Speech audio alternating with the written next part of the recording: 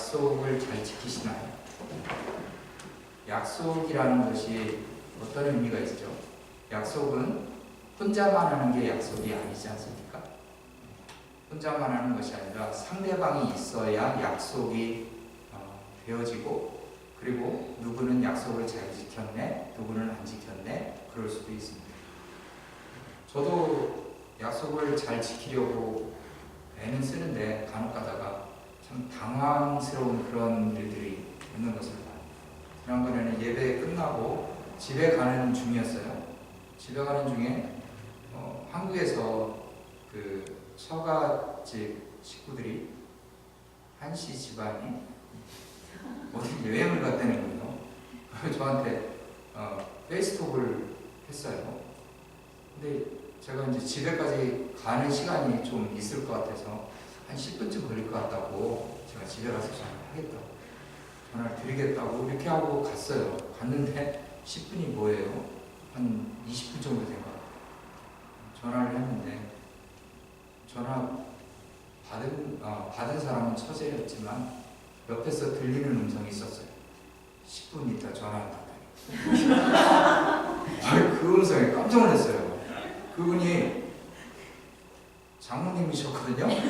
그래서 제가 뭐라고도 못하고 제가 잘못한 건데 그랬죠. 참 약속 시간 너무 서두르면 안 되겠구나. 좀 마음이 급했던 것 같아요. 그래서 최선을 다해서 좀 빨리 가서 10분 정도면 되겠지. 그러고서 이제 전화 드려야 되겠다라고 생각을 해서 그렇게 했는데 좀 늦어져가지고 전화를 받으면서도 죄송하고 그랬던 기억이 있습니다. 오늘 말씀을 보면 참 제자들, 그리고 오늘 말씀에 등장하는 여인들 보면 주님께서는 분명히 약속을 하셨어요. 마태복음만 해도 4번에 걸쳐서 주님께서 십자가에 돌아가시고 3일 만에 부활하시고 이미 말씀을 하셨었고, 그리고 더 구체적으로 부활하신 후에 어디를 가겠다라고 말씀을 하시냐면 갈릴리에 가겠다라고 말씀을 하세요. 갈릴리에 가서 너희를 보리라, 이렇게 말씀하신 내용이 마태복음 26장 32절에 보면, 그러면은 그 잡히시던 밤에 예수님이 말씀하셨던 그 내용이 약속하신 지 얼마 안 됐던 거예요. 며칠 전이에요. 근데 그 갈릴리에 가서 만나자고 했던 예수님, 그분의 말씀은 제자들이 기억을 하지 못했던 것 같아요. 누가 먼저 등장을 하게 됩니까? 오늘 본문에 보면 28절을 다시 보면요, 안식일이 다 지나고 안식 후 첫날이 되려는 새벽에 막달라 마리아와 다른 마리아가 무덤을 보려고 갔더니, 이렇게 합니다. 막달라 마리아와 다른 마리아가 무덤을 보려고 갔대요. 이 말씀이 무엇을 의미합니까? 그들은 부활하신 예수님을 보러 갔다가 아니라 무덤을 보러 갔다라고 하는 것은 그들은 예수님이 3일 만에 부활하실 것 생각하지 않았다라는 것입니다. 생각하고 있지 않았던 그 상황에서 다른 복음서에 보면 그들이 준비한 것이 있어요. 향품이고, 그런 것을 시신, 예수님의 시신에 바르려고 준비해 갔던 그런 내용도 나와요. 마가복음에 보면 그 여인들이 가면서, 거기에 보면 또 다른 여인도 등장을 하는데요, 가면서 뭐라고 이야기를 하냐면 그 돌문을 우리를 위해서 누가 굴려줄까? 그 돌문은 엄청 큰 돌이거든요. 큰 문이거든요. 우리가 상상하는 저 뒤에 있는 문하고는 다른 개념이죠. 무덤이 있는, 무덤의 문은 둥그렇게 생겨가지고 그것이 어른, 남자들 몇 명이서, 장정 몇 명이서 그걸 밀어야만 움직일 수 있는 그러한 돌문이었고, 그들이 딱 밀었을 때 무덤 그 밑에 보면 이렇게 홈이 있어서 그 돌문이 딱 굴려지었을 때 거기 홈에 딱 들어가면 옴짝달싹 못하는 그런 무게였기 때문에 여자들은 상상할 수 없는 그러한 문이었다는 거죠. 그 문을 누가 굴려줄까? 이렇게 생각을 하면서 그들이 무덤에 갔다라는 거예요. 부활하신 주님을 만나기 위해서 간 것이 아니라는 사실을 성경은 이야기를 해주고 있습니다. 과연 여러분들은 지난 주일이 부활주일이었어요. 이번 주일 우리가 주님 앞에 나와 예배를 드리는데 과연 누구를 보러 교회에 오셨습니까? 옆에 분들? 우리가 예배하러 나오는 그 시간, 우리가 믿음으로 살아가는 그 삶, 우리가 신앙생활이라고 하잖아요. 종교생활이 아니라 믿음으로 그렇게 살아가는 삶에 우리는 과연 혹시나 예수님이 없는, 부활하신 예수님이 아닌 그냥 십자가에서 죽으신 예수님만을 기억하고 신앙생활을 하고 있지는 않죠. 부활하신 주님을 만나는 것, 그것이 우리에게는 너무나 중요한 문제인 줄 믿습니다. 그 부활의 주님은 우리에게 새 생명이 무엇인지, 그냥 사람들은 죽으면 끝이라고 생각하는 이 세계관에서 또 다른 세계관을, 또 다른 세상을 보여주셨다는 거예요. 인간의 방법이 아닌, 이 세상의 방법이 아닌 하나님의 방법. 십자가 지심도 우리가 생각할 때는 도무지 이해할 수 없는 부분이지 않습니까? 왜 그렇게 돌아가셔야 되는데? 그냥 모든 악한 사람들 다 멸하고 그냥 새로운 세상을 만들면 되지. 왜 굳이 예수님이 돌아가셔야 돼? 그것이 우리의 마음 아니었습니까? 그리고 예수님이 십자가에 돌아가시고 난 후 3일 만에 내가 살아나리라, 그렇게 말씀하셨던 주님, 그 부활하시는 그 모습을 통해서 과연 주님께서 우리에게 진정 보여주시고자 했던 것, 죽음이 끝이 아닌 것, 바로 생명이 무엇인지, 나를 통해서 너희들이 얻게 될 그 생명, 그것을 통해서 하나님의 나라가 확장될 수 있는 길을 열어놓으신 예수님의 모습을 볼 수가 있는 것이죠. 이 여인들은 바로 무덤을 보려고, 예수님이 잘 안치되어 있는지 무덤을 보려고 갔던 두 여인에 대해서 마태복음에서는 기록을 하고 있습니다. 그런데 도착하자마자 큰 지진이 났대요. 큰 지진이 나며 주의 천사가 하늘로부터 내려와 돌을 굴려내고 그 위에 앉아 있었다라고 이야기하죠. 그리고 그 형상이 번개 같고 그곳은 눈같이 희근을, 지키던 자들이 그를 무서워하여 떨며 죽은 사람과 같이 되었더라, 이렇게 이야기합니다. 얼마나 사실은 놀랄 만한 일입니다. 최근에 한국에서 지진이 잦은 것 같아요. 작년부터 해가지고 지진이 잦을 때, 지진이 딱 일어났을 때, 건물 안에 있을 때 지진이 일어나면 정말로 당황스럽습니다. 한동대, 그 포항 지진이 있었을 때 한동대 그 외벽이 막 떨어져 내리는 것을 보면서 막 옆으로 뛰어가는 그런 동영상도 보고 하는데, 진짜 그런 일들이 바로 옆에서 일어난다면 너무나 깜짝 놀랄 만한 그런 일이 아닐까 싶어요.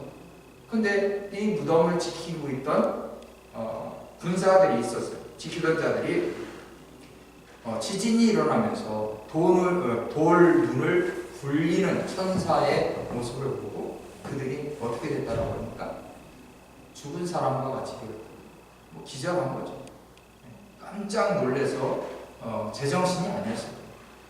그들이 이제 이후에 나중에 대제사장들 찾아가고 하는 내용이 이후에 이제 기록이 되어 있는데요. 그 내용보다도 천사는 여자들에게 말해요. 5절을 한번 볼까요? 5절. 보면 다 같이 한번 읽어볼게요. 시작. 천사가 여자들에게 말하여 이르되 너희는 무서워하지 말라. 십자가에 못 박히신 예수를 너희가 찾는 줄 내가 안다. 여기서도 그렇게 설명하고 있죠. 위에 1절에서는 그 여인들이 그 무덤을 보려고 갔다라고 했는데, 그 천사가 그들의 마음, 그 여자들 막달라 마리아와 다른 마리아의 마음을 잘 알았던 거예요. 그래서 이야기를 합니다. 너희는 무서워하지 말라. 십자가에 못 박히신 예수를 너희가 찾는 줄을 내가 안다. 십자가에 못 박히신 예수, 죽은 시신이신 예수를 찾는 너희들의 모습을 내가 안다라고 이야기합니다. 부활하신 주님을 찾는 너희들이 아니라 십자가에 못 박히신 예수를 찾으러 왔던 그 여인들에 대해서 밝히고 있는 거예요. 그들은 정말 놀랐어요. 자신들은 분명 부활하신 주님을 보려고 왔던 것도 아니고 바로 무덤을 보려고 왔었고 그리고 십자가에 못 박히신 그 예수의 시신을 보려고 왔던 그들의 모습인데 천사는 그것을 정확히 알고 있었고 그 여인들에게 분명히 다시 한번 리마인드를 해주는 거죠. 그리고는 그가 여기 계시지 않고 그가 말씀하시던 대로 살아나셨느니라 와서 그가 누우셨던 곳을 보라. 천사가 밝히는 것은 십자가에 못 박힌 예수를 밝히고 있는 것이 아니라 부활하신 예수를 밝혀주고 있다는 것입니다. 분명히 그분은 살아나셨다. 그렇게 살아나셨는데 어떻게 살아나셨는가? 그것은 바로 말씀하셨던 대로 이미 그 전에 예수님께서 말씀하셨던 그 내용 그대로 예수님은 죽은 자 가운데서 3일 만에 살아나신 몇 번에 걸쳐서 내가 십자가에 죽어야만 돼. 그 사명이 나에게 있었고 그것을 위해서 이 세상에 왔고 죄와 사망 가운데 있는 너희를 살릴 수 있는 유일한 방법이 바로 그 길이다라는 것을 밝혀주었다라는 것입니다. 그리고 나서는 예수님이 그냥 계속 죽어있는 상태로 있었던 것이 아니라 실제로 말씀하셨던 대로 주님은 그냥 그들에게 다른 제자들에게도 분명히 밝혔지만 그 사람들에게도 이야기를 하셨었고 그런 부분을 통해서 분명 말씀하셨던 그대로 살아나셨느니라. 그래 놓고는 그 천사가 이야기하는 것은 와서 그가 누우셨던 곳을 직접 너희들이 목도하라는 거예요. 눈으로 직접 보라는 거예요. 무엇을 확인하라는 것입니까? 주님이 여기 계시지 않는 것. 십자가에 못 박히신 그 상태로 계속 계신 것이 아니라 부활하신 예수. 그 부활하신 예수를 너희들이 보고 확인해라. 과연 우리는 그 예수를 확인하셨는지, 부활하신 예수님을 확인하셨습니까? 부활하신 예수가 우리의 신앙 가운데 있지 않으면 우리는 그 부활하신 예수님이 아닌 십자가에 못 박혀 죽으신 예수만을 기억할 수밖에 없다는 것입니다. 우리에게 생명이 있는 것이 아니라 그냥 종교심을 가지고 신앙생활, 종교생활을 하는 그러한 모습밖에 될 수 없다는 것입니다. 마음의 평안을 위해서 사람들은 종교생활을 합니다. 마음의 위안을 갖고자 그렇게 종교생활을 합니다. 불교, 다른 종교도, 기독교도 그렇게 생각을 해서 종교생활을 하는 사람들이 있다는 것입니다. 그러나 예수님께서는 우리에게 밝히 보여주고 있는 것, 이 여인들에게만 보여주시는 것이 아니라 이렇게 성경을 통해서 밝히 말씀하고 있는 것은 바로 우리들에게도 동일하게 주어지는 말씀인 줄 믿습니다.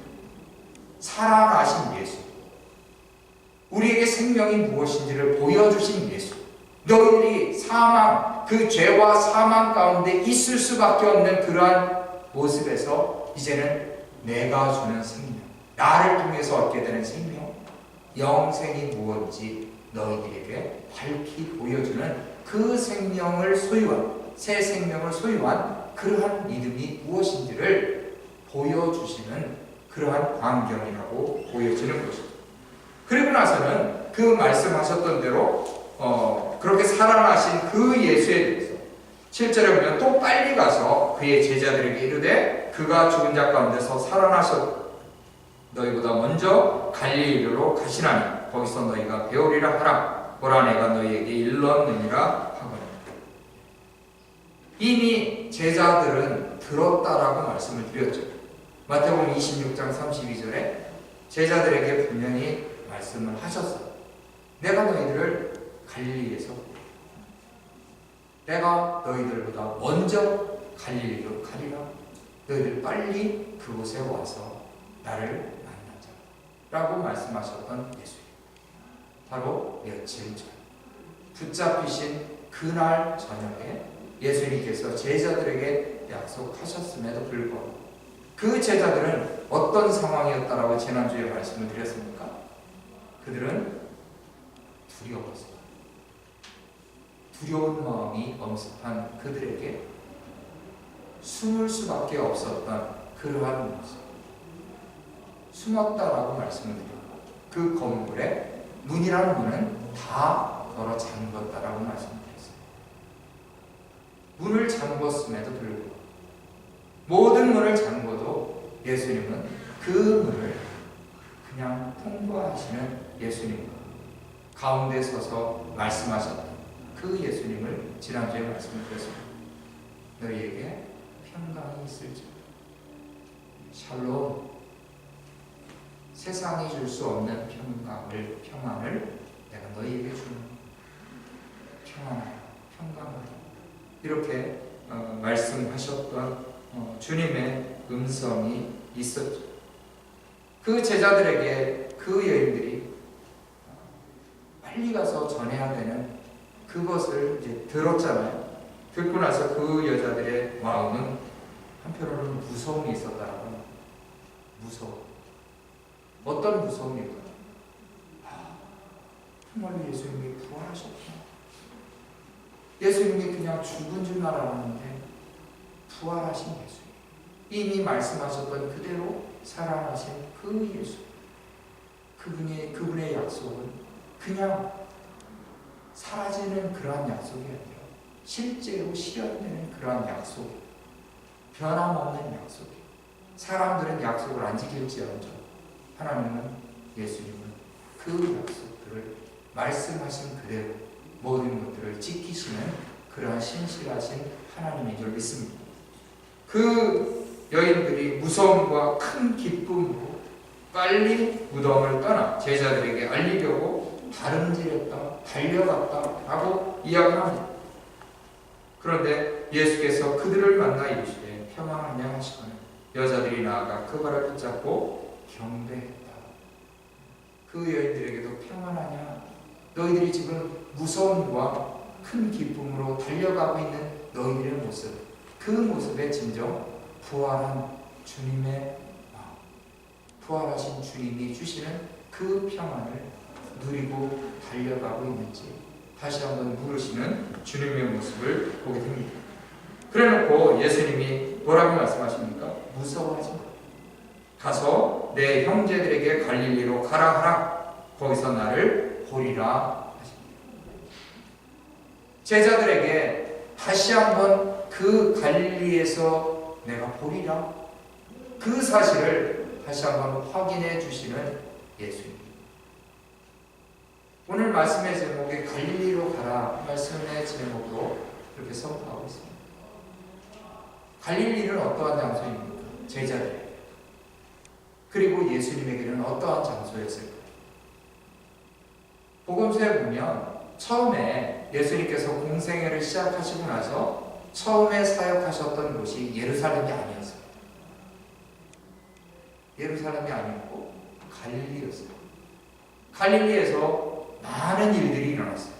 많은 병자들을 고치셨던 예수님, 그리고 많은 사람들이 그렇게 산에 모이게 되어서 거기에서 또 갈릴리 호숫가에서 말씀을 전해주셨던 산상수훈이었고 그렇게 일컬어지는 그러한 광경들을 우리는 기억을 합니다.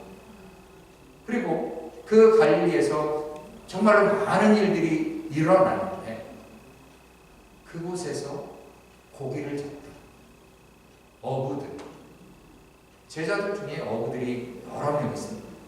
어부들이 고기를 잘 잡기 때문에 그래서 그들에게 사람을 낳는 어부가 되게 하리라 이렇게 하기 위해서 어부들을 찾아가셨다라고 보기보다는 그들 한 사람 한 사람을 부르셔서 참 그러한 인생을 살아감에도 불구하고 주님께서는 정말 제자들을 부르셨던 그러한 목적, 한 사람 한 사람에게 집중하셨던 그러한 모습을 보게 되는 것이죠. 그래서 그 사람들이 참 3년 동안 예수님을 따라다녔던, 자신들이 가지고 있던 배와 그물을 버려두고 주님을 따랐던 그들이 예수님이 돌아가시고 났을 때 그들의 선택을 보면 요한복음의 부록과도 같은 말씀이 요한복음 21장에 있는 내용입니다. 거기에 보면 예수님의 제자들 중에 어부 출신들이 특별히 먼저 앞장서서 이야기했던 베드로, 나는 물고기 잡으러 가노라. 그렇게 얘기했더니 다른 제자들이 뭐라고 이야기했냐면 우리도 함께 가자. 참 같은 마음이었던가 보죠. 어떻게 해야 되나? 예수님이 어떠한 약속을 하셨던 것이 중요한 것이 아니라 이제는 그들에게는 끝이구나 라고 생각을 했던 것 같습니다. 그런데 주님께서 그들을 만나시겠다고 약속하셨던 그 갈릴리, 마태복음에 보면 16절에 이런 말씀이 있습니다. 11 제자가 갈릴리에 가서 예수께서 지시하신 산에 이르러, 이렇게 말씀하고 있거든요. 예수님께서는 그 갈릴리에 가서 내가 보리라, 그 말씀뿐만 아니라 이미 그 제자들에게 어떤 지시하셨던 산이 있었던 것 같습니다. 성경에 보면 여러 산들이 나오지 않습니까? 특별히 우리가 기억할 수 있는 산, 구약에 보면 대표적인 산은 시내산이죠. 시내산은 어떠한 장소였죠? 바로 율법을 받았던 그러한 장소로 말씀하고 있습니다. 아주 중요한 산이라고 일컬어지는 그런 산. 신약에 와서는 예수님께서 제자들 3명 데리고, 베드로, 야고보, 요한을 데리고 산에 올라가셨을 때 변화되셨던 그 산이 어디입니까? 바로 헐몬산이죠. 헐몬산에서 예수님의 변화하시는 모습을 제자들이 보았어요. 그러한 산도 있고, 헐몬산은 갈릴리 호수에서 그 위에 있는 그런 산입니다.